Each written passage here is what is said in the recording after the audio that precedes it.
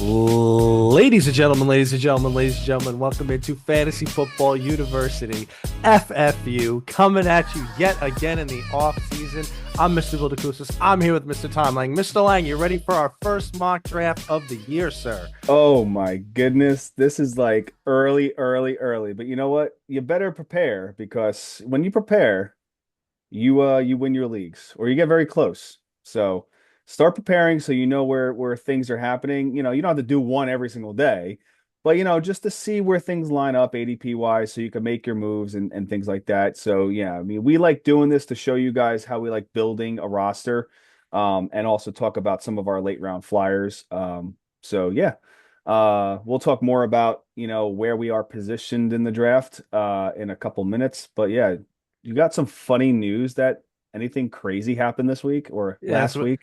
yes, we've got some fun news and we've got some more clerical news. Let's start with let's get all the fantasy football stuff and then we'll get to some fun real quick. So, football related news, we've got the Aaron Rodgers saga has finally concluded, ladies and gentlemen. Aaron Rodgers is back with the Steelers just like we predicted. Just like we predicted. I mean, they didn't make that Michael Pittman move for no reason. Absolutely. And they're going to give it one more go. And like we said, like, I don't care what the odds makers are saying. The Steelers are our pick to win that division, basically by default to some degree. I mean, They already won the division. yeah, they're gonna be fine. And I absolutely believe this is Aaron Rodgers' last year. So I think they're gonna give it one more real go. And the Steelers have a chance in the AFC. They really do. I don't know if they're gonna be better than the Bills per se or some other teams we could name, but I definitely would take them for the AFC North. So we could go on projecting our Steelers players as normal instead of trying to say every single sentence we would say about a Steelers player. And if Aaron Rodgers is quarterback, blah, blah, blah, blah, we don't have to get into that anymore. So Yeah, thankfully, exactly. thankfully, we're done with that. So he'll be And here now we next could year draft appropriately. and we could draft appropriately. Some other news, we got a couple players who signed some contracts, one of which I want to talk about a little more extensively. So Devon Achane is locked up. Yeah. He is the only relevant player left on that team. Um, I want to say too, like Devon Achane at this point, Tommy, is breaking a couple of our rules. So he's breaking your rule for being now the fact that he's paid. Maybe he's going to be less hungry for next year. And he's breaking my rule considering that he has absolutely no help anywhere else on that entire team next Yeah. year. And I've said it a bunch of times. That guy, when he's fully loaded and takes the full brunt, we've seen it a couple years where he gets seriously injured. So He avoided the buyers bug a little beware. bit last year, but he was so consistently good for your team I last know. year. It seems anomalous. The So problem is it's a different system. Maybe it's better that Willis is a running quarterback. He's mobile, a little bit more mobile, and doesn't spaz out whenever he gets get a heavy hit like Tua would. And then you got nobody back there. So now you got somebody that can move around, and you got Malik to Malik connection. It could be interesting. yeah, in my world news over here, so Brees Hall has signed a long-term deal with the New York Jets, and or at least for running backs, a long-term deal. And I want to say, uh, like I am happy that I was wrong. Let's just catch everybody up on the saga. Last year, before the trade deadline, me and Tommy, among a lot of other people online, were the top among which not only just predicting, but basically campaigning for Brees Hall to get traded from Yeah, that god awful team, etc. And then what ended up happening was we found out after the fact that the Chiefs had offered a fourth round pick for Brees Hall, and the Jets refused. They said it was going to be a third round or higher or nothing. And we thought, well, if they're just not going to end up keeping him anyway, then they messed this up because then they just missed out on a free draft pick for a guy that they weren't going to keep long term anywhere. They were going to mess around with a franchise tag and then let him go. Like we thought they had completely fumbled the situation.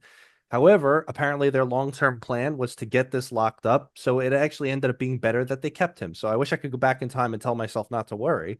But good for them. They managed to keep essentially one of their best players on the team.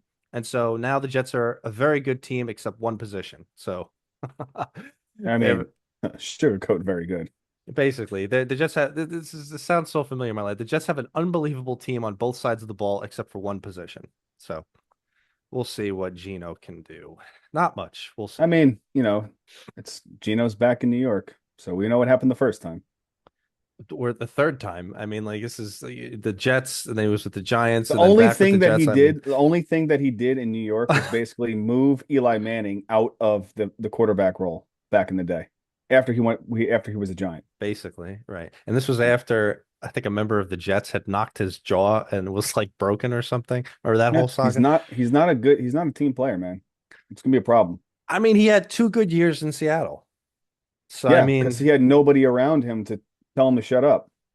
okay, You all know, right. DK Metcalf, he only cares about catching the ball. I mean, when you're fully just throwing the ball to him all day long and he's not reading a book on the sideline or panting, in the blue tent, you know, We still haven't had the one controversial topic episode this offseason that I was most interested in, essentially just like us saying things that we dislike about players. I know that DK Metcalf is high on our list. Joe Burrow is high on my list. We never got into that. Maybe we'll touch on that one more time before we get into I the mean, general analysis. I will say, I think this will be a year for DK. This will be a bounce back year. I'm It hoping. better be. I mean, he got Aaron Rodgers, but Aaron Rodgers now got Pittman. So if he doesn't like, DK's, upsetness on the field, then Pittman's going to be a world beater. Well, we'll see how that goes. Last signing that we had, this one I want to spend a few minutes on. So, Juwan Jennings has signed with the Minnesota Vikings, and the 49ers, we've already kind of talked about them, a little bit during the draft thing. We don't know what they're doing. They're off the deep end with how they're handling. You got nonsense at the wide receiver position with what they did and didn't do with Ayuk. They might be bringing back in Debo, but he's the highest on the betting site for Debo to go back. And now they couldn't re-sign Jennings, and Jennings is now with the Vikings. The Vikings now, who Kyler presumably is their starting quarterback. I really don't care what their coach is saying about a about a quarterback Yeah, competition. there's no competition. It's Kyler, or else Justin Jefferson is going to walk. And so you got Justin Jefferson, and now you got Juwan Jennings, who, I know you've poo-pooed Jennings here or there, but you can't deny he had a really great season, the second half of the season last year. Yes, Um, because he had a contract which was incentivized. right. And now, so is your argument going to be he'll be meh Well, his contract is basically next year? technically worth up to $13 million. Now, what is the 13 million? It's 1 year Right. deal up to $13 million. So there has to be incentivized pay in there. So, he wants to produce. So I think it's going to be a decent opportunity for him to continue. I could see maybe 60, 70 receptions from him, which would be wide receiver two numbers. Right, depending on his touchdowns or whatever. You're right. Yeah. And so what I wanted to say is just, and we'll parlay it once we get into the mock draft a little bit later. Like, just I wanted to talk about Kyler here and about like I wanted to ask you personally how you feel about trying to set your ego aside or your feelings aside for how much we dislike a player or a player has burned us in the past, because Kyler's on the top of that list for us. And like Kyler is set up for some success this year. There's no way around Yeah. it. So, like, how do you reconcile that in your mind? I'm open-minded this year with Kyler. I think, going to the Vikings to a head coach who is a quarterback whisperer as well too. Great head If coach, great offensive mind. Yeah. Unbelievable head coach. Like if Kyler Murray has light years more talent than Sam Darnold. And Debatable, I guess. no, I don't think it's debatable. He's got the wheels. Really feel that he has a really good opportunity. He just got to get his Call of Duty moments out, not release a Call of Duty update in the middle of the season this year. Maybe, but here's the thing. I think, obviously they know that he has an outside off the field problem. And he's got to be a competitor, a team player. He's a competitor when he wants to be. That's the problem. I think that he needs to have that day in, day out and focus on football. Like we said, if you're a professional athlete, that is your career. Your career is not to focus on your extracurricular activities off the field. Like you're getting paid millions of dollars to produce for a team. And if you can't produce, yeah, he's a great talent, but if you can't produce, they clearly did what they did with Brissett, and he had an injury, but I think he could have still played. They just didn't want to put him on the field, and it also it deconstructs a team as well too. I think the failures that Marvin Harrison had was because of Kyler's inconsistency on and And off the field. I think it was part of it. I think Marvin has a good chunk of himself to blame too. for that stuff. to an But extent, but I think yeah, he's gonna you're gonna see a different Marvin Harrison this year. we hope so. Yeah, But going back to the Vikings, I don't think there's a quarterback controversy. I think I think Kyler Murray is going to be the starting quarterback there, and it could go two ways: really bad because his attitude didn't change, or really amazing, like top five quarterback play. well, I think the potential, that's what I'm getting at. I think the potential is there for that high. We're not going to have, I doubt we're going to have him ranked there. But No, from an ADP perspective, and when we get into this later, like he's going with like these later round, quarterbacks. He could be a diamond in the rough to grab later on in the draft. And then if it doesn't look like 100%. he's working out, if it looks like, maybe the wheels are off, like, because that's essentially a gigantic part of his game. It's just, 400 to 600 rushing yards, along with whatever else he's doing, a couple rushing touchdowns, and hopefully running a functional offense with a good head coach. If it doesn't look like it's being that way, then you're not committed to him. You grab them as the quarterback 12 or whatever you grab them as, and then you just move on. You pick somebody else off the waiver wires. So, it's going to be as much crap as we talked about Kyler from last year. I agree with you. I'm willing to set that aside because things changed, because things are like the opportunity is there. So, and it's probably good education for everybody listening to us about fantasy football. You got to be able to check your ego at the door. It's like if you just recognize that something's different. And I agree with you. Clearly, Right now, overall consensus, they have him as the number 17 quarterback ADP. I honestly, that's overall consensus throughout every single sure, website. To be honest, I would take him in the top 12. sure. And you have the upside of basically a tremendous upside there. Now the downside is, there's really no downside because you're taking him like round 13, 14. Like you're taking him like if you're waiting on a quarterback, you don't take these guys, he's going to potentially fall to you in that position. And he's going to be a higher upside play, just like how Stafford was last year. Stafford's not going to throw 40 touchdowns this year.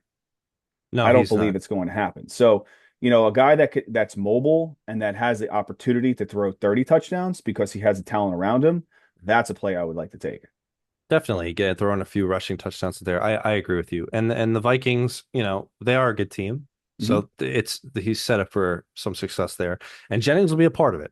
So Yep. um we'll point that out a little bit more when we get to the mock draft thing. There was a couple other signings, none of which were as consequential as the ones that we named. Do you want to jump into the silly news? So, not so silly if you're going to a Bruce Springsteen concert with your husband, MSG. Yeah, it's just the next saga of the Diana Rossini thing. And yeah, as Tommy mentioned, there's sightings of them. There's stuff online Yep, going her and her on. husband they were at Smashburger right before too. So, Right. And I don't know if they were at Smashburger, but And, some of the things I was sort of predicting are 100% coming to fruition here about the internet's reaction to this. And it did not take long for the internet to completely miss the point about what you should be outraged about. And is now all you could talk about is just sexism. That's all anybody is talking about on the internet is about this. About why does Rabel have his job? Why does Dana Rossini not? It's because of the patriarchy and sexism and all this other stuff. And that is so not what is going on here. And I told you, I'm worried that the NFL is going to capitulate just because they're afraid of being called sexist than they are about actually caring about if there was sort of an inappropriate, like, obviously it was an inappropriate relationship, but if there was like, like inside information being shared in some different way like that, which is annoying. Like, but we are who we are, and the people have missed the well, it's not really internet and inside stuff. information, it's more manipulation, a lot of Right. it. And creating manipulative, like I said a couple of weeks ago, a lot of it turns into now you're in a social media world, so you start dropping some of the stuff out there and then it gets cut into shorts and then shorts you get Right. said a specific way than it actually was, and it gets manipulated that way. Or if you go out there and you say something about AJ Brown, AJ Brown, AJ Brown, AJ Brown, AJ Brown to the Patriots over and over and over and over and over again, that sounds like that's a manipulation right there for the teams to start talking, right? So there's a couple key factors there, but Right, but that's the thing, and it's what people are missing is there is a reason, not morally. Morally, they're both wrong. But from a professional standpoint, Diana Rossini is 10 times more wrong than Vrabel is. She's the one in the media. She's the Yeah. one with that information and drumming it up or whatever. It's not it's worse on her part. Morally, they're both wrong. So we're not Yeah. appropriating it that way. The other thing is like you're saying, the amount of information about this, like everywhere they go, they're taking, they're trying to take pictures of Diana Rossini and her husband, the different things, the concerts and different things. And but Diana Rossini to this point is still maintaining that she did nothing wrong. So All right. Good luck. yeah, we'll see. We'll see how what becomes of that. I'm gonna take her to a resort later. We'll get to that. Anyway, you ready for some mock draft action, sir? Yes, sir. Yes, sir. If you All want right. to get that up there, Yeah, I'll why don't you explain how the explain how layout it's is. gonna work? I'll bring this up here. Yeah. So we're doing a 12 team, half point PPR draft. I am picking at the 12 spot. Billy is picking at the 6 spot. It is a single quarterback. So quarterback, running back, two wide receivers, a tight end, one single flex defense, and we kick that kicker out of there. So no kickers, and then five bench spots. Like I said, Billy is picking at the 6, and I'm picking at the 12. There's no timer on this, and we're going to kind of strategically explain why we're picking some players, as we get slightly deeper in the draft, and why we're high on some players compared to others. The idea is obviously, if players fall to ADP wise, yeah, awesome. But you want to pick your players, take your shots with some of these things. We're going to be 100% transparent, so we're not going to really hide stuff away from each other. How we draft. I mean, you could tell sometimes some of these podcasts are hiding their tips and tricks, and we don't do that. We don't do that. We want to compete with everybody. We want everybody to compete with us too. So, Yeah, we'll be on we'll yeah, be honest with it. And just as a quick mention, so we're going to be running this on Sleeper. What Sleeper does is they have an algorithm to fill in all the CPU picks that are not me or Tommy's with basically the most updated ADP that they have up until that point. So they're really great. We're big proponents yeah, of and Sleeper. there are sometimes like where they reach on some things that like would Yeah, be throwing picks, so it's really cool throw a to curveball at us. really see kind of like where things are going to fall and lie for the next round. So, you ready to Additionally, go? yeah, just one second. Just additionally, just wanted to mention. So Tommy and I, like, we have not done our official rankings as of yet. This is a very, very early mock draft stuff. So we're going to be focusing more on qualitative stuff and in general how we're feeling about some of these players right now as it pertains to ADP. So don't hold us, to the T about how we eventually get our rankings because they're subject Yeah, to yeah. change. And then So also, if you guys are watching these shorts like in 3, 4 months from now, and you're like, why did you draft this guy or how did they fall here? Well, it's because we're doing this draft now right, on middle of May May, 18th. middle of May. All right, I'm ready to roll. All right, here we go. I'm in the sixth So, spot. Tommy is in the 12th spot, and we are Honey Bijan, underway. Honey Bijan goes off the board. Bijan Robinson, Jameer Gibbs, Jamar Chase, Puka Nakua, Jackson Smith, and Jigma, and I am on the board. And for me, in a situation like this, it's very hard to not take a running back. And Tommy and I have already had a little conversation about Christian McCaffrey this offseason, and Mhm. we might have a little mini difference of opinion. But for me, it's very hard for me to take Christian McCaffrey here. So I'm going to be taking Jonathan Taylor. But just to mention, there's a lot of guys who are a little bit lower in the ADP situation that I also have my eye on.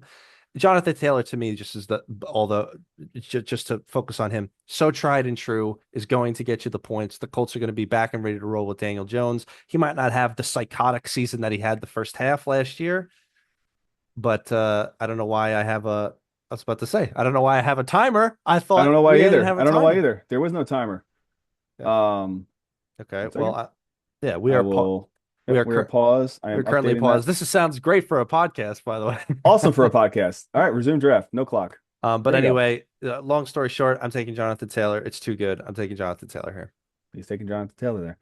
All right. Then after that, McCaffrey goes, Cook goes, Lamb goes, Achane goes, or ETN, however you want to pronounce his name now. And then Uh, Kenneth Walker goes in the first round, and I'm on the right. clock. I would have loved So Ken Walker in the second, but yeah, I mean, so I'm going back to back picks, so I could, I have a couple guys that I'm really looking at right here. First one, this is an automatic right here. I'm very, very ultra high on Alshon Jenti this year. I do believe he's going to finish in the top three, so I'm taking him with my 112, and then I have the background. So my 2-1 pick, I am still high on taking a running back in this position. There's two options for me. I mean, it's really hard to pass on Justin Jefferson and Amon-Ra St. Brown at this pick right here. But it's going to need to happen. Um, I love O'Marion Hampton this year. I think that offensive line is only going to get better, but I'm not going to take, if I was at this 12 spot right here and I have Austin Genti with my first pick and I want to stack it with a potential RB1, a secondary RB1, I'm probably going to go Saquon Barkley. That is pretty much the route I'm going to go there. Now, I don't think Saquon is going to go behind Kenneth Walker, to be completely honest. I think Saquon goes before Kenneth Walker, but in this draft, Saquon is there. So at the 2-1 pick, I'm going Saquon. I don't know about that, man. I think it's very possible that people are worried about Saquon's age at this point, and Okay. I think it's They could be possible. worried. They could be worried about his age. I won't be. I'm not Okay. going to let him burn. I'm not going to miss out on such great upside this year and, take the burning that I took last year, that we took last year, um, in the fantasy football community. But then, right after Saquon goes, you got Justin Jefferson, Drake London, Jeremiah Love goes to the 9 pick, and then McBride, Hampton, and Billy's on the clock. Yeah, and Somehow.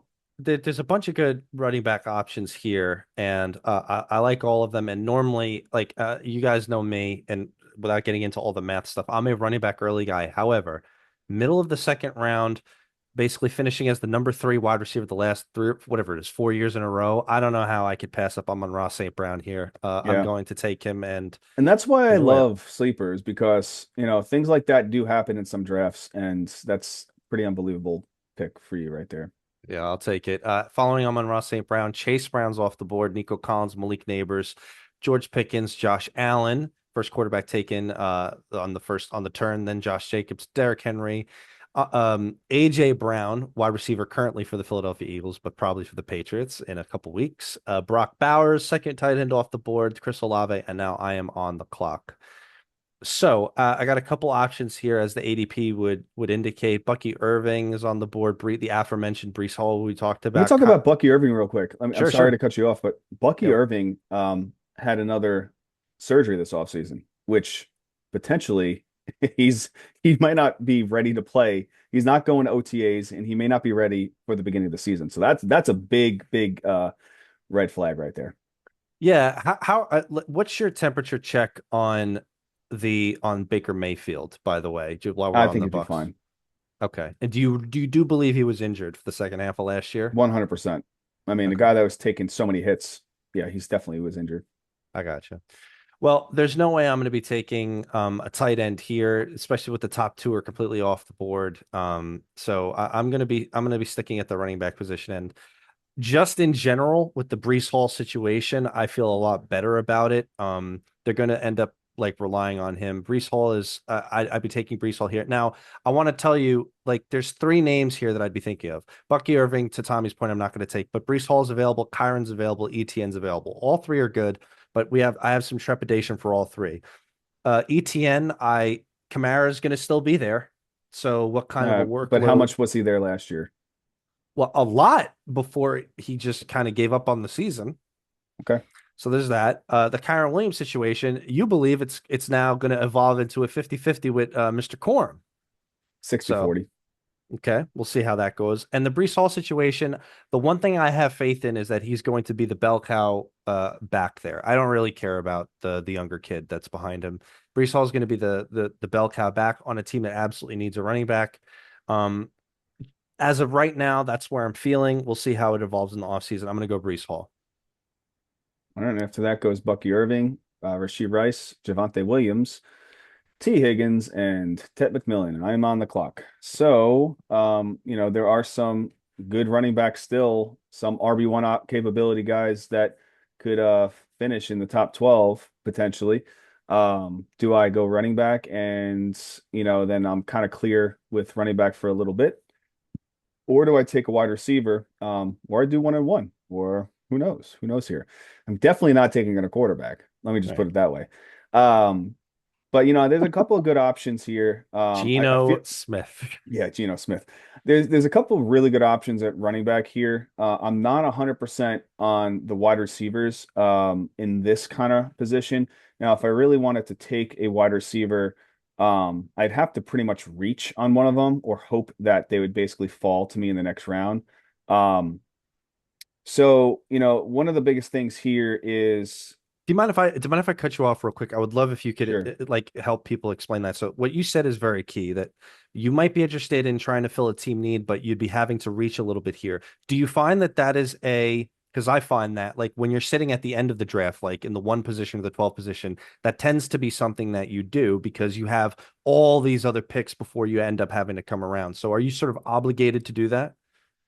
Um, if you're very high on a player, and you know that or you feel that that player is not doesn't have the opportunity to fail you, you take injury aside. Anybody could get injured, right?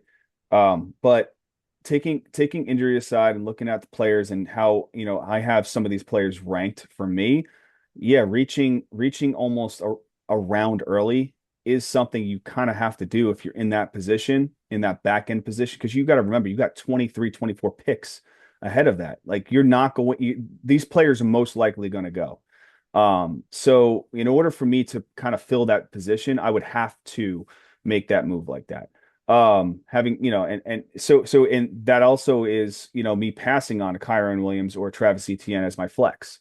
Um, personally, I would like to take a running back here, but I'm going to see how this draft goes. I like Devontae Adams, coming back to LA. So I think I'm going to put him as my wide receiver one in this position here. But then I'm also going to parlay that with my top three finisher that I said I'm very, very high on, Mr. Emeka Ibuka, reach right there, but he's gonna provide as a wide receiver two week in, week out, if not wide receiver one weeks as well too. He's gonna finish top three wide receiver. So I got two good options right there. Say his proper name, as Gronkowski would say, Emeka Egbegbu. Yep, Mr. Egbegbu. After I take Emeka Ibuka at the 4-1 spot, Travis Etienne goes, Lamar Jackson, Garrett Wilson, Luther Burden. I can't fathom taking him there. And then Kyron Williams goes, and then you're on the clock. Yeah, we'll talk more about the Bears situation, but I mean, Roma Dunze and Luther Burden have a big opportunity this coming year. Hmm. So it's just going to be how we see that. We'll talk more about that in the offseason. So I'm back on the clock here. I've got two running backs and I've got a great wide receiver. I'm feeling real good about my team. Some of the wide receiver options, there's a lot of good options that are still left on the table. And so now that Tommy's here and he's actually before me, so I'll get my other pick on the way back. And so here's who I'm eyeing here. We've already talked about it. I want DJ Moore on my team. I know. And so I'm wondering if I have to take him here so that I don't have to, like, I would be obligated to take him on the way back. So I am going to, for the sake of our content, I'm going to attempt to see if he makes it on the way back. But as I think it gets into more into draft season, whatever, I think DJ Moore is going to be moving up and up and up a little bit. And I think Yeah. he's going to be basically a lock for us in the fourth round. I could see that being. So I'm going to try to grab him here, but I'll try to get him in the fifth. So that means I need a fourth round pick. Um, some of the other wide receivers at the top of ADP here, we got Jalen Waddle, we got Ladidi, Zay Flowers. Zay Flowers will not be on my team. And Jameson Williams, but I've already got Amon-Ra St. Brown. So unless I want to really maybe punch on Waddle or McConkey, let me just check out the running backs. I want to point something else out. So Travion Henderson is still on the board here. We haven't gotten a chance to talk a little bit about the Patriots run game, although we think the Patriots take a bit of a step back this year. I'm not going to be taking Cam Scatabo until we have a bit more clarity. What's the latest on Cam Scatabo, by the way, in your Giants world there? Yeah, I mean it's the same. It's more the same. He's moving in the right direction. I think he'll be fine. I gotcha. Well, in that case, I think I'm going to end up with I'll take one of the wide receivers, and in this case, I'll choose between Jalen Waddle and Ladidi. At the moment, I'm feeling really good about the Chargers offense with Mike McDaniel and them, stepping a big game up. So I'm going to go with Ladidi here. And we'll see what happens on the way back. So after Ladidi, Travion goes, Flowers, Harvey, Jameson Williams, Waddle goes, Devontae Smith, Drake May, Bashal Tootin, Joe Burrow, Colson Loveland, and now I am on the clock. And now I am not playing with fire. I'm going to take my superstar wide receiver this year. I'm going to be taking DJ Moore happily.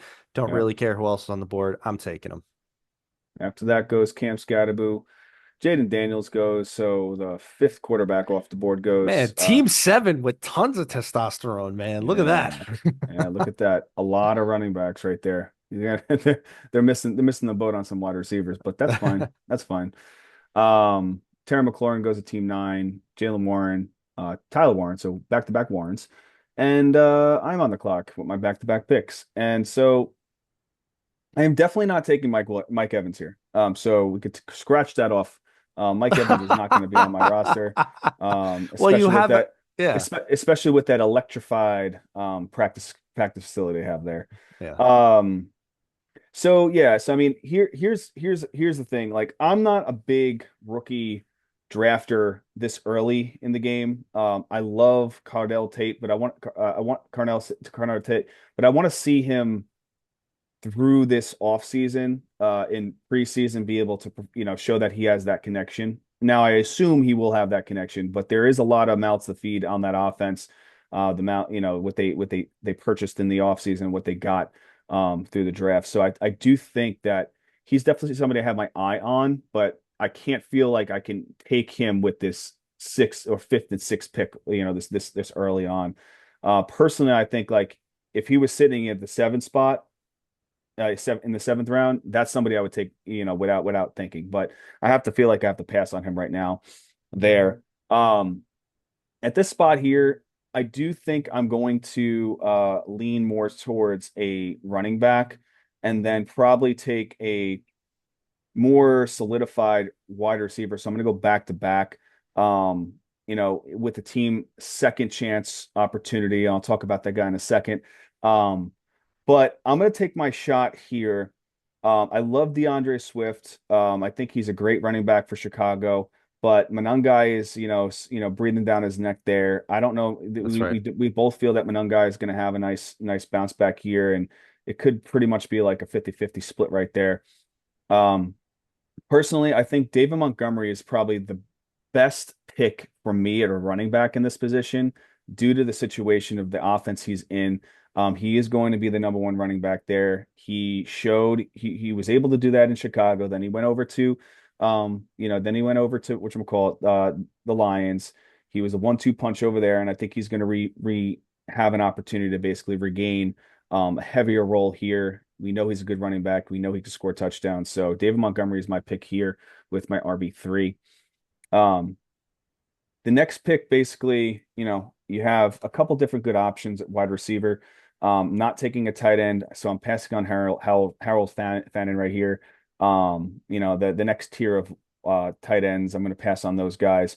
Um, one of my favorite players, even last year, but he did burn us a couple times, was DK Metcalf. I think DK, like I said, is going to have a nice bounce back year at a wide receiver three.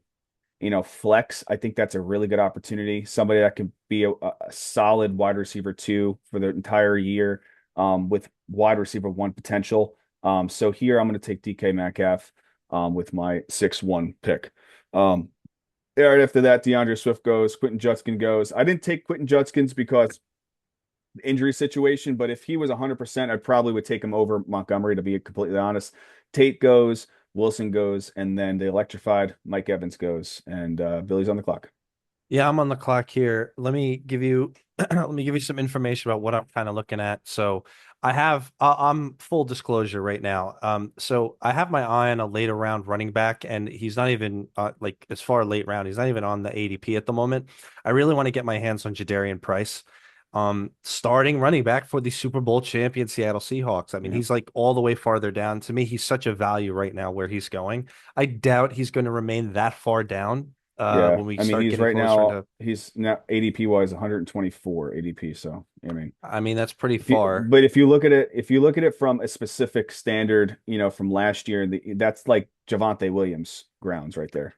I suppose, but I just don't understand how people are that trepidatious about it. He's a rookie running back. Yeah, I don't either. was he the best? No, but he's going to the best situation. I mean, you Yeah. got Jeremiah Love going in the middle to the top of the second round, which I wouldn't make that commitment at the moment, considering all the other backs that they've got there at the moment. We had a whole conversation about this. I So think out of all the rookies, he has the highest potential to not bust. I agree with you. Maybe the upside, yeah, is he going to finish top five? Probably No, not.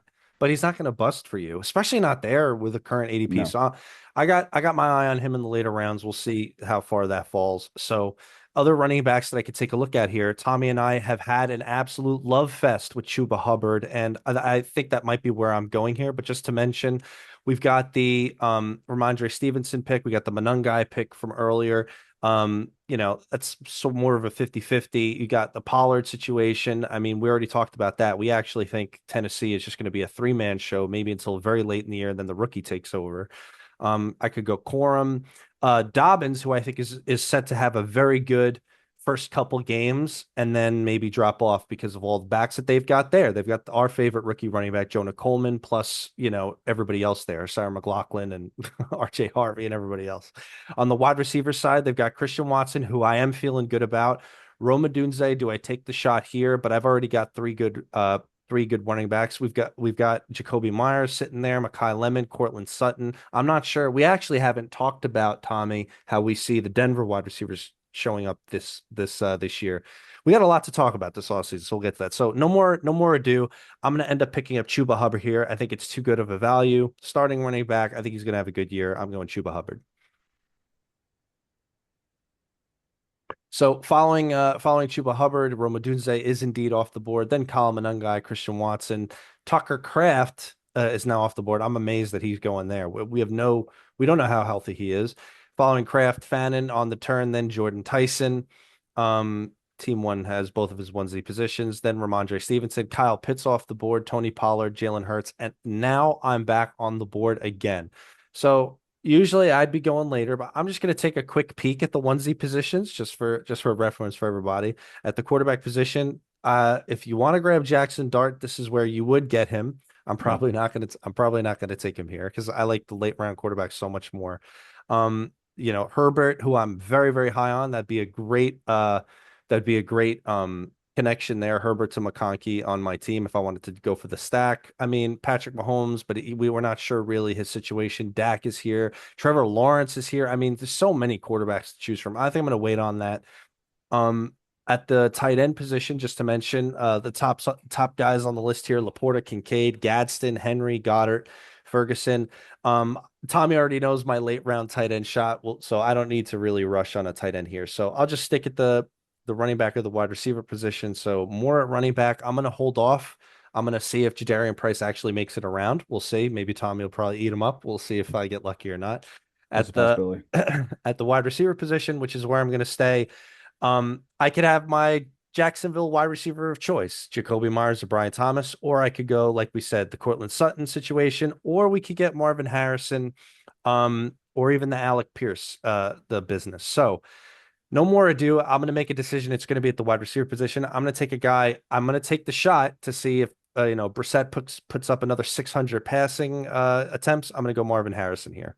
Uh, so after that, Jackson's Arc goes. Rico Dowdle Is that why you goes. weren't happy? Yes. And my other guy goes too.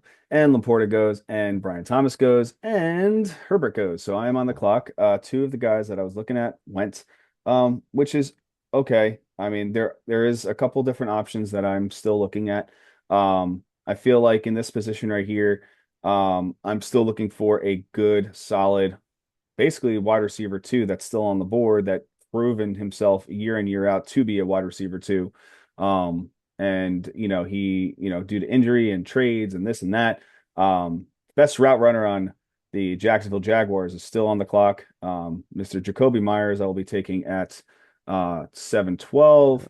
That's a And Tommy guy that right is the there. Tommy guy right there. But there is some good opportunities in the remaining wide receiver. If I wanted to just get my fifth wide receiver, I could do so, but there's also some really good opportunities at running back that I could take a shot on as well too.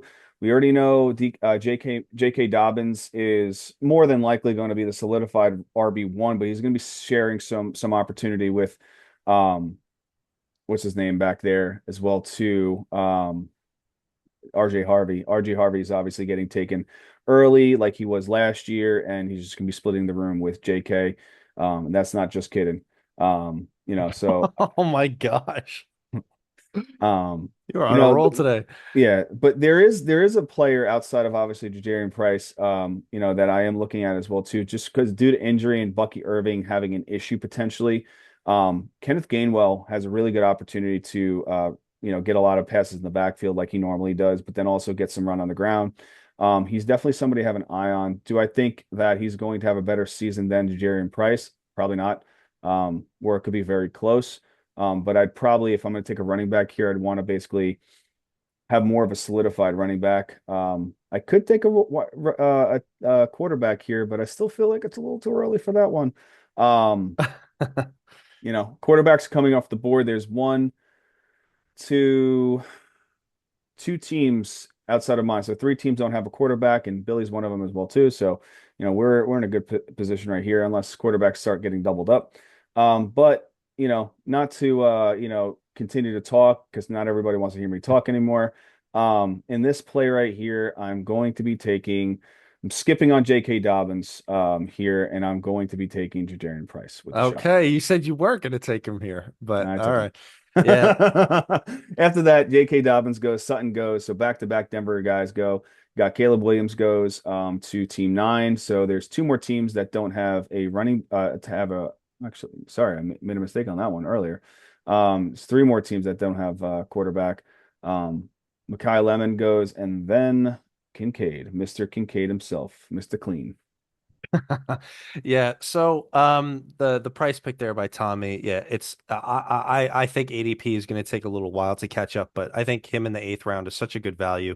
I 100% would have taken Jadarian Price here, so good on Tommy for grabbing him ahead of me. You could take my guy, Um, who would that be? Blake Corum.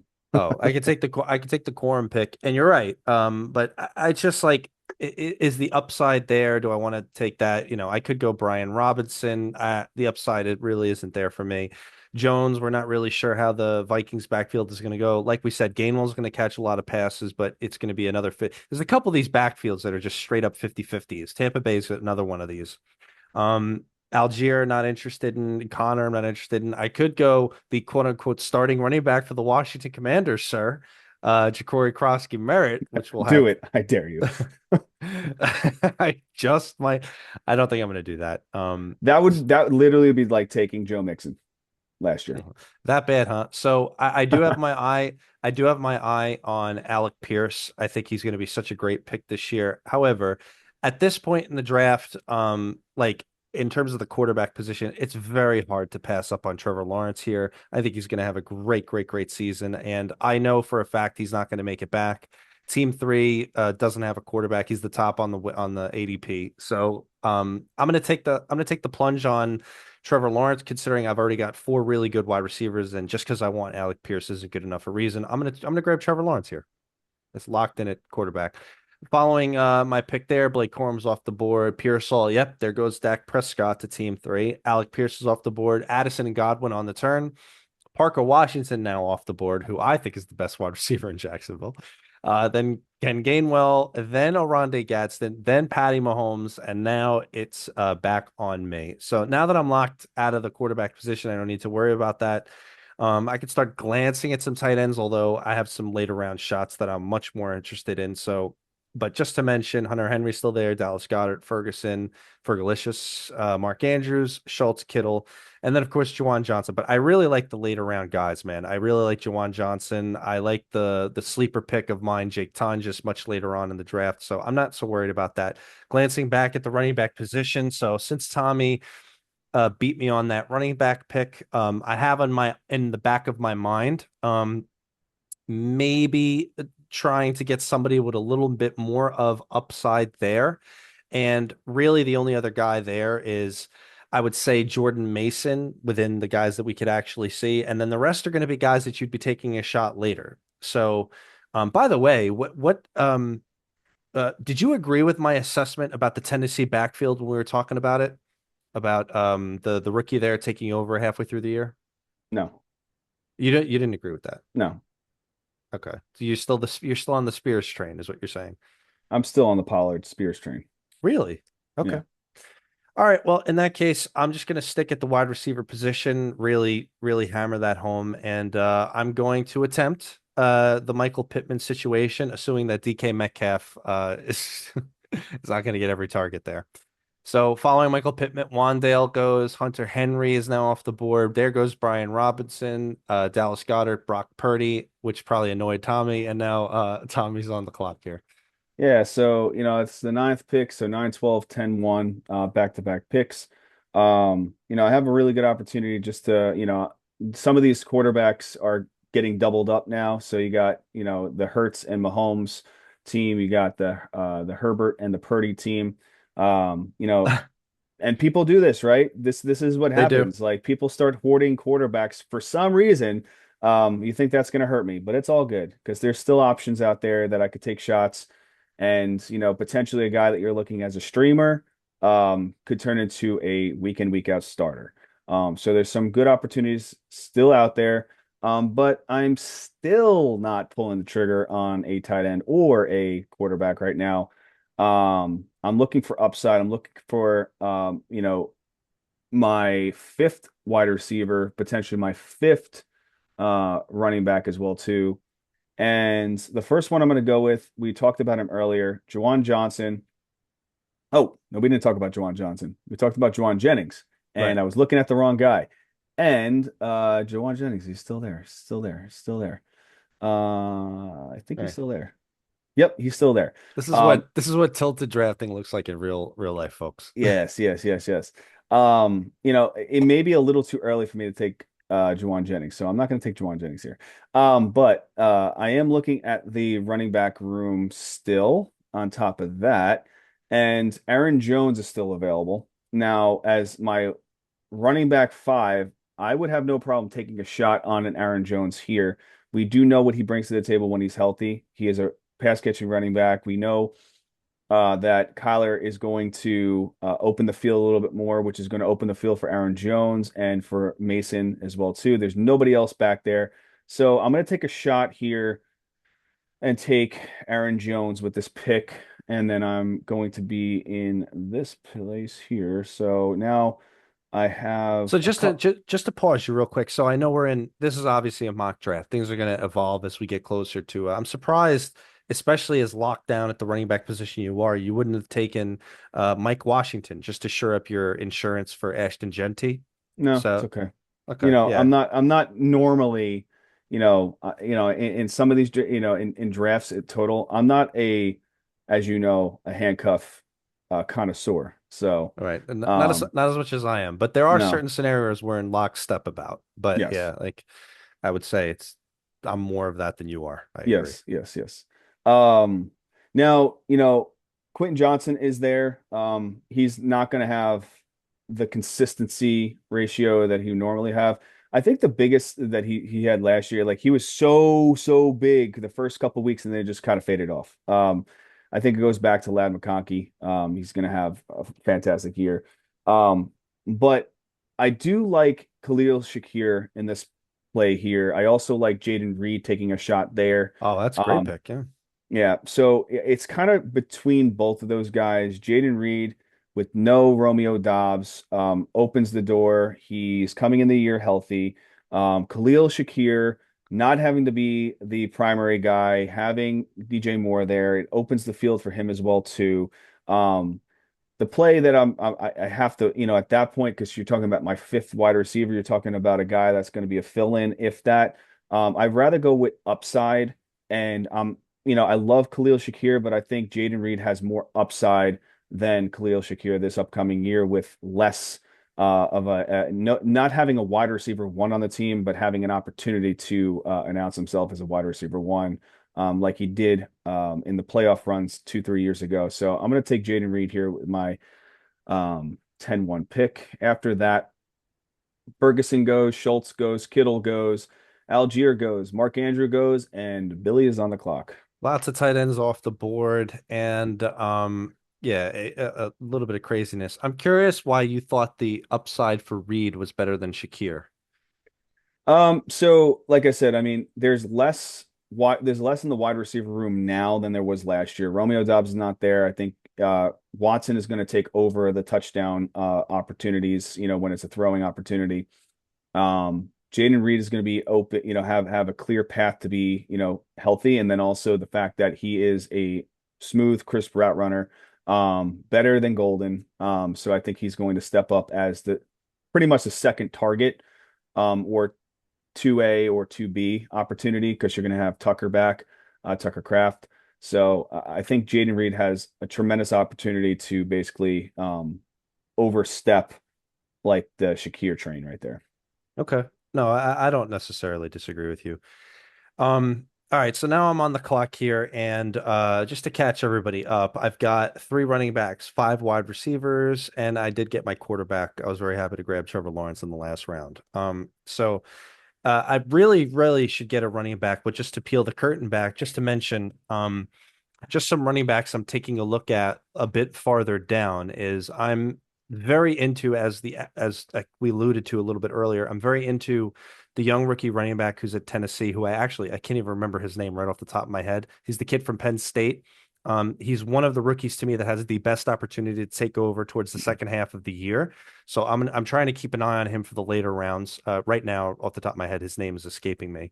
I'm keeping an eye on him. I'm also at this point in the draft keeping an eye on backs who are quote unquote part of the 50-50 situation or are getting significant amount of time. Or if I'm really desperate, maybe I'll grab somebody's handcuffed who could otherwise have a really, really big amount of Nicholas upside. Singleton. Yeah. Yes, thank you. So just to mention though, on the ADP situation, we got James Conner, which as much as I love James Conner, I can't take him. Not after the injury and everything else going on in Arizona. I won't be taking him here.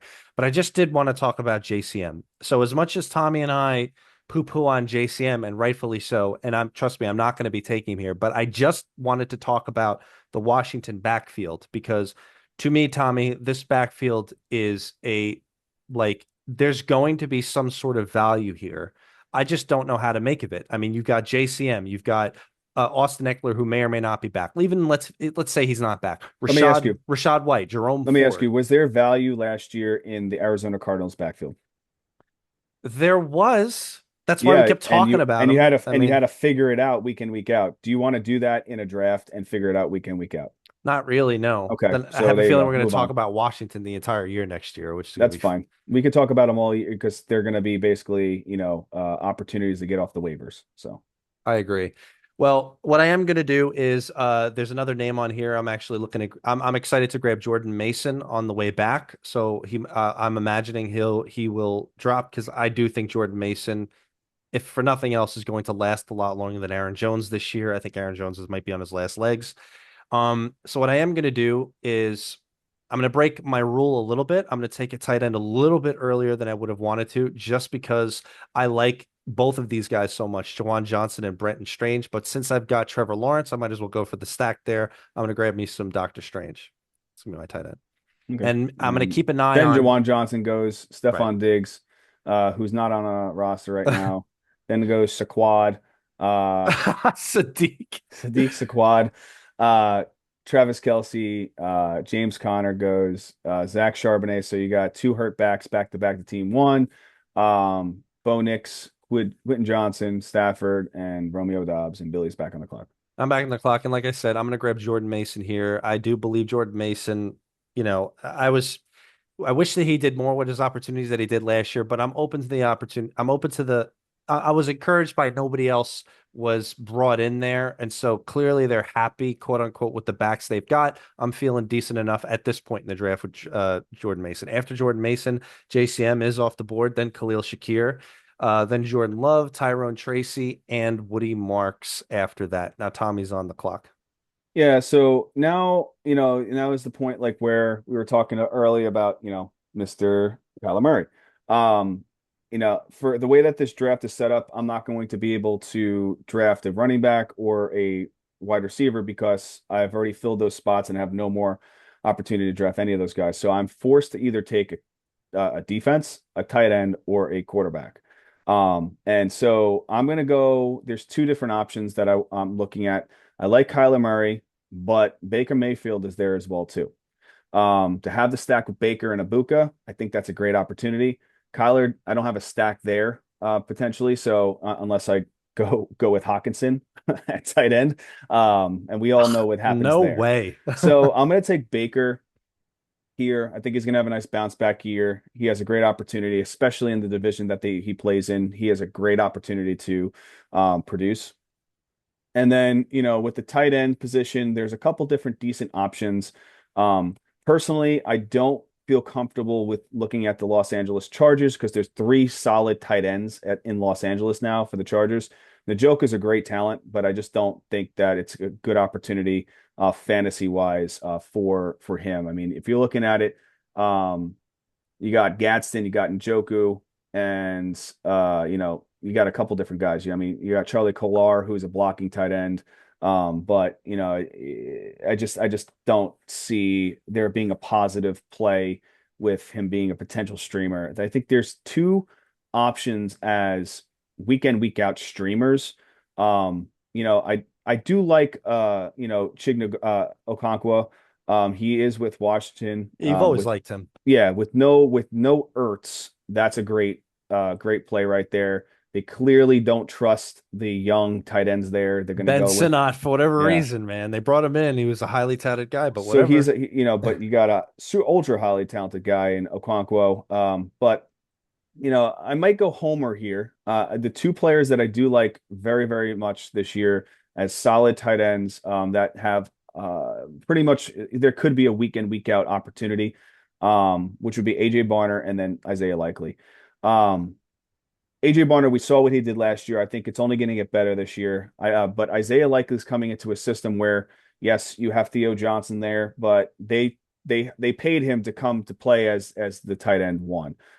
He's very, very talented. I think he's going to develop a nice chemistry. So I'm going to take a shot there with Isaiah Likely on that 12-1 pick. Um, Nice pick. so on the next pick, Xavier Worthy goes, Jared Goff goes, Trey Benson goes. So your 18th running back out of Arizona goes. Then you got Juwan Jennings, and then Mr. Casey Conception goes. So and Billy's on the clock. That's right. And again, for anybody who's been following us this offseason, my favorite wide receiver coming out of Concepcion. college this year was Casey Concepcion. And I was so excited for him not to join a team that's going to ruin his career. And unfortunately, he went to the Browns, which is not looking good right now. But maybe that'll change. We'll see. And I like him, but there's no way I would have drafted him. All right, so we got two picks left. Tommy has one pick left, and Tommy's last pick obviously is going to be at defense, which we'll get into that next round.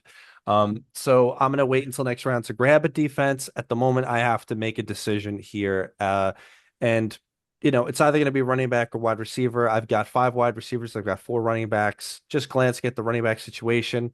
I could get the guy that we love, Jonah Coleman, but I really don't think he's going to take over at any significant point next year. Like I said 19 different times, I really like that Singleton kid, but I think I could just grab him on the waiver wire in week 6 or 7 at some point. So maybe I don't need to do that. So really what I'm looking at is trying to pick up a guy that I'm going to see what's happening on that team to make an assumption about how I'm going to manage my team, things that are going to show clarity. And so there's a couple different guys that I could do that with at the wide receiver or at the running back position. So I could grab, Jaden Higgins. He's at the top of the ADP. We'll see how Houston does, but I won't bury the lead too much. The guys who I really was making a decision about was wide receiver from Green Bay, Matt Golden, who I was big on last year. I could see how much he's going to be used this year after they've traded two of their top wide receivers away. At the running back position, I got my eye on one name that I would actually consider drafting here, and that would be Chris Rodriguez, Mr. Tommy's running back here. Yeah. If nothing else, we're going to see how the Jacksonville backfield looks really early into the season. And so, considering that I've got four running backs and five wide receivers, I feel like I should go Rodriguez, except I've got two Jacksonville guys already. So, just for the sake of our Three. draft, I'm going to go with Matt Golden, but my interest Uh, in Rodriguez here was noted. So I'll go Golden here.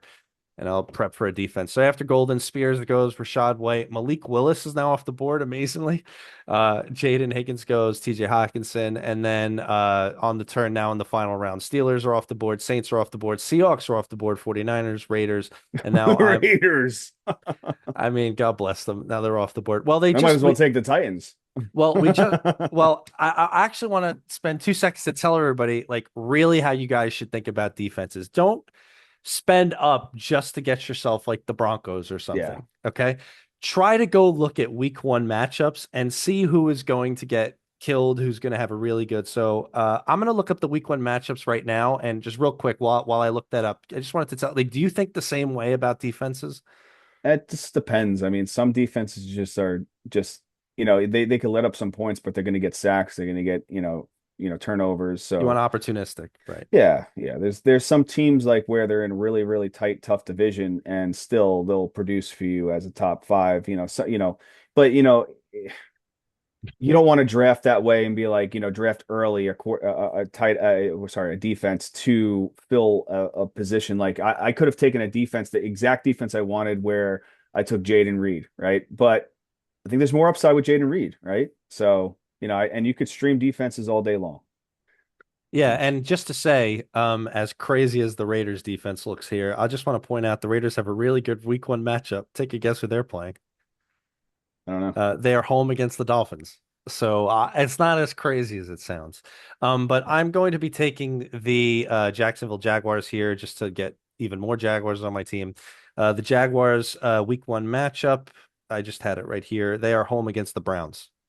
So, and the It's gonna be a Jaguars. shootout. Yeah, we'll see. After the Jaguars, the Buccaneers are off the board, the Chiefs, the Eagles, the Dolphins, the Broncos, and now Tommy is on the clock.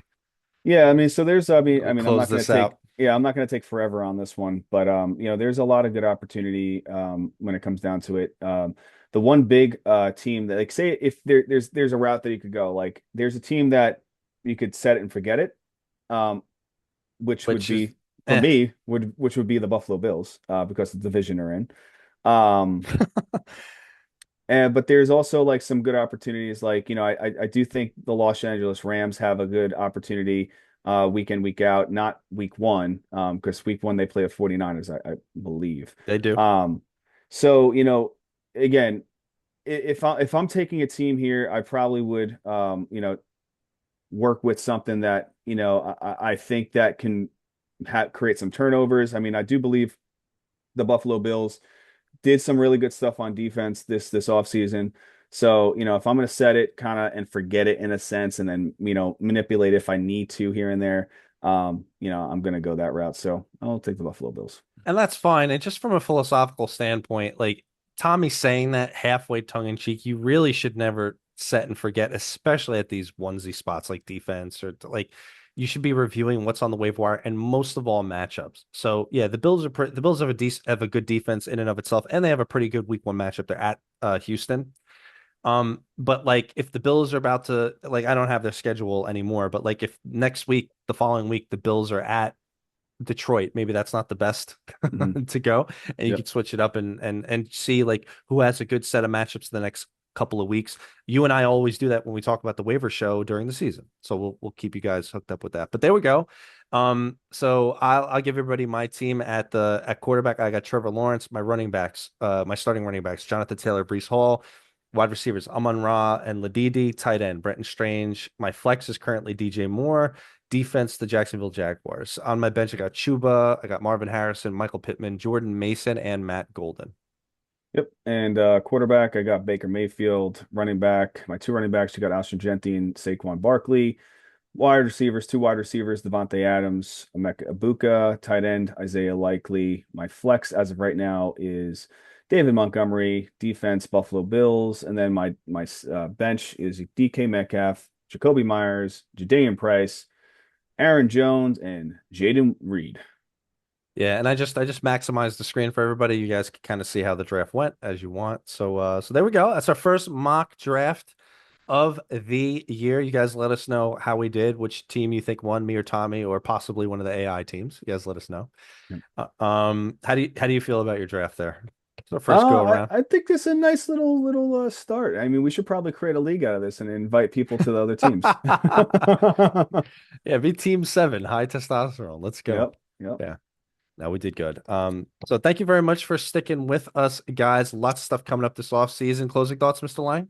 Yeah, we truly appreciate everybody that takes the time to watch our videos and our shorts and everything. And yeah, if you could please like, share, and subscribe, we truly appreciate it. We would. Thank you very much, everybody. Thank you, everybody.